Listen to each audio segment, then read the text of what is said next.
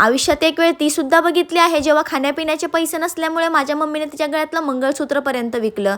तर नमस्कार मंडळी, आज थोडं लेट उठले होते. 2 दिवस कंटिन्यू शूटमुळे मी खूप थकलेले. उठल्यानंतर जरा वेळ बाहेर फिरले. 2 दिवसापासून घराची काही साफसफाई सुद्धा झाली नव्हती. अगोदर ती केली. आज काही तूप नाही खाल्लं कारण तुपाचा पूर्ण डब्बाच रिकामा झालाय. बाहेर पाऊस चालू झाला, त्यामध्ये मी एक मक्याचं कणीस भाजून खाल्लं. त्यानंतर जेवण बनवून घेतलं. आता सांगते सोन्याचा विषय. ज्यावेळेस आम्ही कोलकात्याहून महाराष्ट्रामध्ये शिफ्ट झालो होतो, राहण्याखाण्याचा तर काही पत्ता नव्हता. माझ्या मम्मीच्या गळ्यामध्ये काही मणी मंगळसूत्र होतं, तिने ते पण विकलं जेणेकरून आमच्या गोष्टी सुरळीत चालाव्यात. ती कित्येक वेळा रडली असेल माझ्या पुढे ह्या सगळ्या गोष्टींमुळे. त्या दिवशी विचार केला होता की मोठी होऊन एवढं कमावणार की जर पायामध्ये पंजन जरी घालेल तरी पण सोन्याचंच घालेन. आणि हा कोणत्या प्रकारचा गर्व नाही, हे उत्तर आहे त्या प्रत्येक परिस्थितीवरती जे माझ्या मम्मीने सहन केलं. मी कायम म्हणते ईश्वर सगळं बघतो, प्रयत्नांना यश सुद्धा मिळतं, फक्त कर्माशी प्रामाणिक राहा. असोपी अकॅडमीवरून माघारी आल्यानंतर मी SIRचा फॉर्म भरायला गेले. आज शेवटची डेट होती. तिथून माघारी आले. मी सांगितलं की तूप संपलं होतं म्हणून. मग आमच्या गावामध्ये 1-2 ठिकाणी तूप भेटतं. मग मी त्यांच्या घरी गेले आणि जाऊन अर्धा किलो तूप घेऊन आले. Thanks for watching.